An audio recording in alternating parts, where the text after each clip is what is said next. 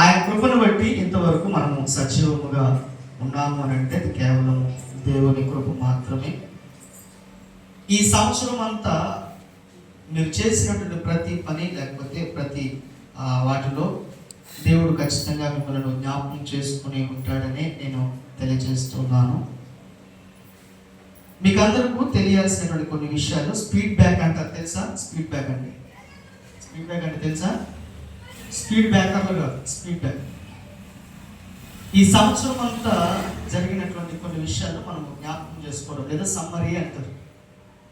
ఈ సంవత్సరం అంతా జరిగిన కొన్ని విషయాలను మనము జ్ఞాపకము చేసుకునేది.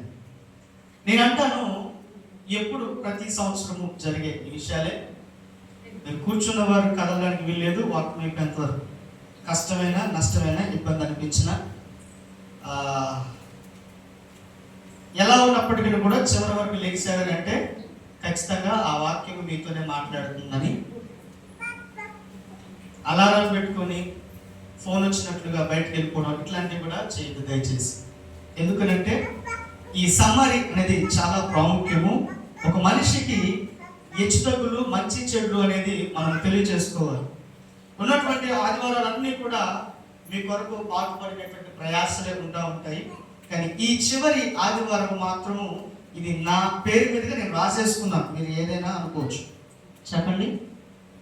ఈ చివరి ఆదివారము నా పేరు మీద నేను రాసేసుకున్నాను. నా కొరకు నేను చెప్పుకునేటువంటి ఈ ఆదివారం. ఏ ఆదివారము?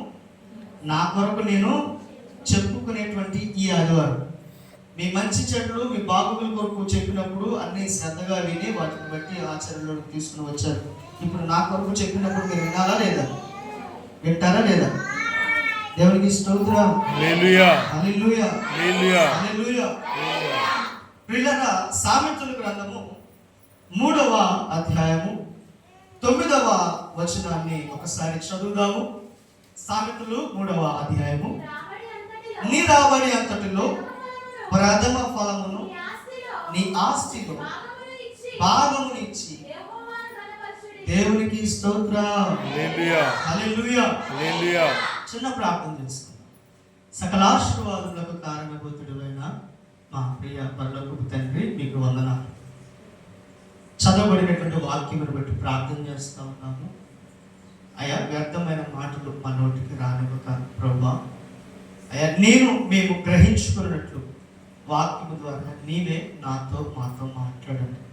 మీకు మహిమ తెచ్చుకొని మీ చిత్తాన్ని జరిపించమని మా ప్రియుడును రక్షకుడైన యేసుక్రీస్తు నామమున అడిగి వేడుకుంటున్నాను పరమ తండ్రి.